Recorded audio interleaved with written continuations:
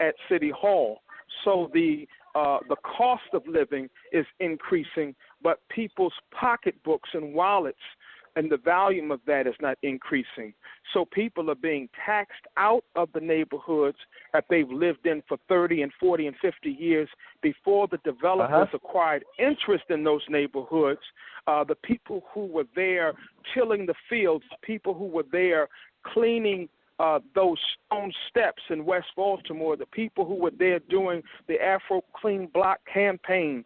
Now that the developers are interested in those neighborhoods, there is a push to push those people out to make it appear as if though those people don't have value, and hence the term Black Lives Matter, because people really want to know whether or not the government cares about them. Well, let me give you an answer right now. Let me think about it. No, they don't care about you. They care about looking good, and they care about, like I say, Park Heights.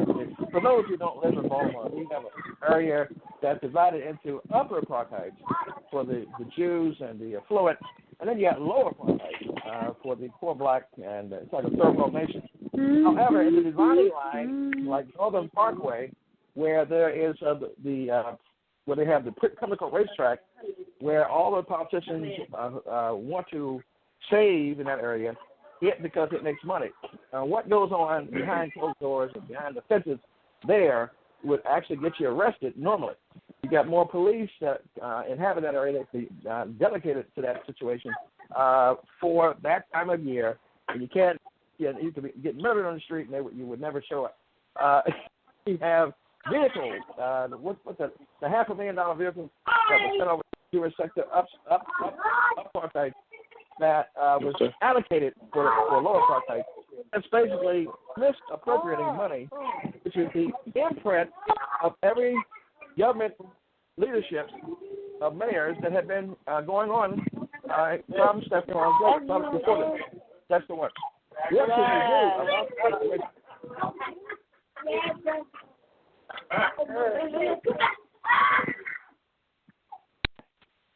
okay, what can we do about that?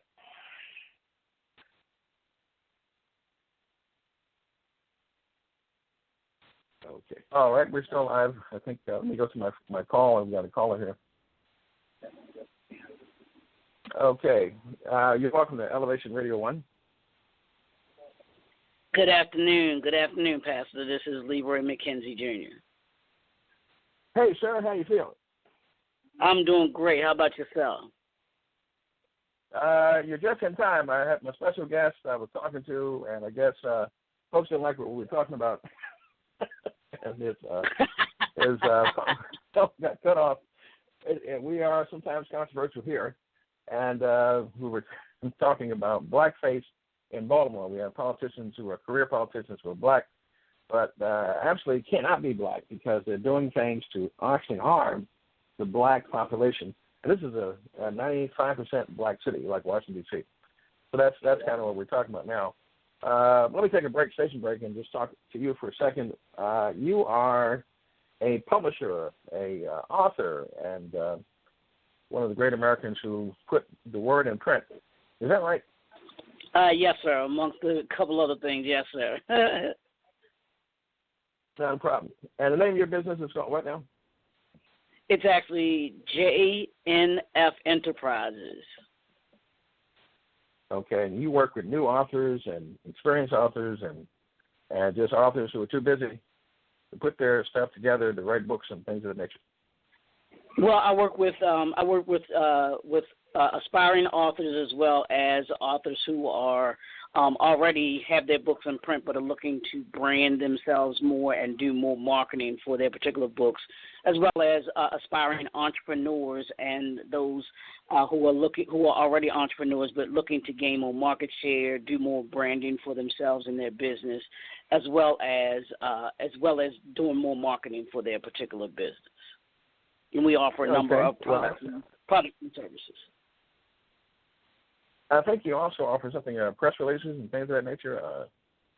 Yes, news, that will be stores, under the all kinds of. Yes, that's like actually under the publishing. Yeah.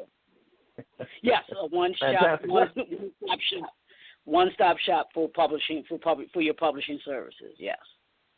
Fantastic. Now, what's the number and also the email or website that folks can actually write down to avail themselves of this service? This is positivity. Well, they can connect with us through our website, which is www.jnfenterprises@yahoo.com. That's the email address, at yahoo.com. The website is www.jnfenterprises.com, and we're on social media, Facebook, Twitter, and Instagram under JNF Enterprises. Twitter would be at JNF Enterprises 1. Okay. And so I'm not sure if you want to touch this subject here, sir. I'm calling my guest back. Now we have the power to actually call out, which is you have no okay. idea. Real surprising. I love it. Elevation Radio 1, baby. It's just cool. We got it once. No, absolutely. Please leave your message for 4105002. Okay, so he got me.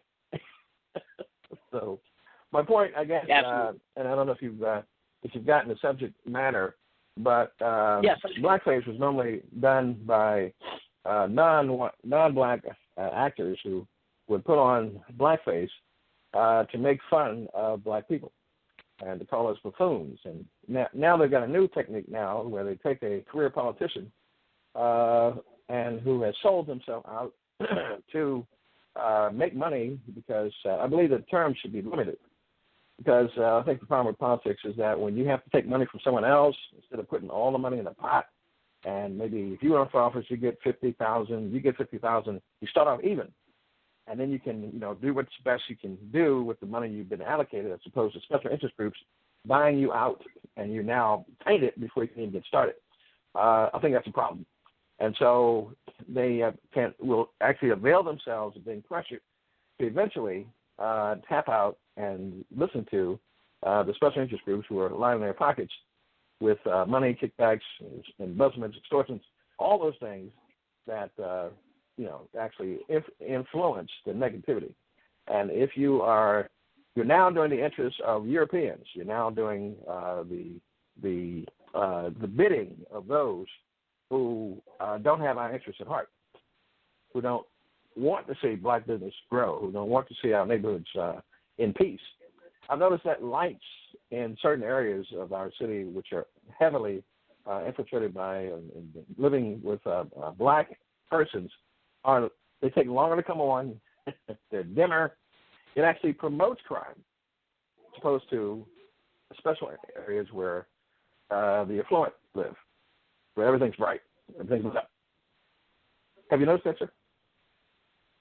Well, what I've noticed is this from what what you're saying. It's more than politicians. We got to go. If you're going to talk about that, let's not just specify politicians. There are many of us that are politicians, that are policemen, that are businessmen, specifically here in the city of Baltimore, that have the capability and the resources, whether it be financial capital, whether it be human capital, whether it be resource capital, those capital resources that we could use that would be able to that would allow us to be able to do to our communities what it is that we're talking about having done in our communities, and not having to depend on one specific entity in order to be able to do that. We can look at other people all we want to all day long, but to me, those days are over, because we have the ability to be able to do what it is that we want and need to do. The question is, which of us are going to step up and do what it is that we want to do, because we see what it is. We see what's going on. You're talking about gentrification. We see that it's going on, but what are we as a collective community going to do about it? And we can sit back and cry about it all day. We can sit back and talk about what politicians aren't doing and all this, that, and the other. But at the end of the day, when we see that it's happening and we have the resources available in order to be able to either curtail it or even be a part of the gentrification where we say, you know what, we're not going to allow them to do it. We're going to be a part of the solution. We're going to be a part of the answer that we know is there. Now, when you come from a perspective of having the answer and not talking just to coming from the perspective of the problem, then then that's where you start seeing change. We in Baltimore, the city of Baltimore, is operating from a position and a mindset of problems. We are stuck in what the problems are, where we know what the problems are. We know what the issues are. We know what is being done. We know what needs to be done. But I would ask this of anyone, whether it's pastors, whether it's politicians, whether it's policemen, whether it's doctors. You just say pastors. You just say pastors. Pastors have nothing to do with selling out the city of Baltimore. How dare you? Yeah. So those things there, you know, when you start to look at the three fingers that point at you, then that's where you get people. Yes, people don't want to be, people don't want to look at it from that perspective and say, "Wow, what am I doing?" Sir? Hey, that's what I do. You start trouble. This is where we keep it real. I keep it 100 because I'm about solutions. I'm not about being having a cotton candy mindset. You know how cotton candy is? It looks all fluffy and everything like that. People like it because it looks sweet, looks good. But when you bite into it, there's no substance to it. There's no substance to it. So it's the same mindset that we have to get out of here in this city if there's going to be significant change or impactful change. There are many influencers. I was at an event today, and they talked about being influencers. Who are the influencers of Baltimore, and where are their voices in what we're talking about? Well, hold on a second now. I can see some influencers if you notice that when they had the uprisings, or what we call riots, that time, got several black men up out of bed early and got them behind him on the podium and gave them a chance to speak, to talk to the city of Baltimore and to get these, I had to put it like that, get these niggers in line. That's what he can do. And I saw Jamal Bryant, I saw Walter Scott Thomas, I saw all these big-time pastors who have these mega churches. To them, they were the influencers to rein these folks in and keep these folks from tearing up this here city. Did you see that, sir? Uh-huh. Yeah, so they say in the black community, the pastors are the ones who control stuff, especially the mega pastors. And so you got sports figures, you got the Ravens, you got folks who make a lot of money. You can actually take some money from the Orioles, but they ain't winning them, and actually put something together. They need their money. They playing right about now. Just lay down on the field, man. I know, right? Just hold your check out, just take it, and we can do something with it and help some folks, give some seniors some food, and we need some politicians also who are in it to win it, not just for themselves, but also so some politicians, pastors, some leaders can join forces together and say, listen, enough is enough. Let's end the blackface in Baltimore. I scratch you in and nothing comes off. That you must be white because you're definitely not black. You're not supporting anything that blacks should have. So let's take it back. I like it. Let's make our own Jonestown. And I got about 85 seconds. So thank you for saving the day, Dr. Leroy Inslee. And we appreciate you. Give that number one more time, sir. Sure. They can connect with us at 443-762-2324, or they can email us at jnfenterprises@yahoo.com, or they can go to our website, www.jnfenterprises.com. Always a pleasure. And hit us up at the new Elevation Radio 1.info website. That's elevationradio1.info website.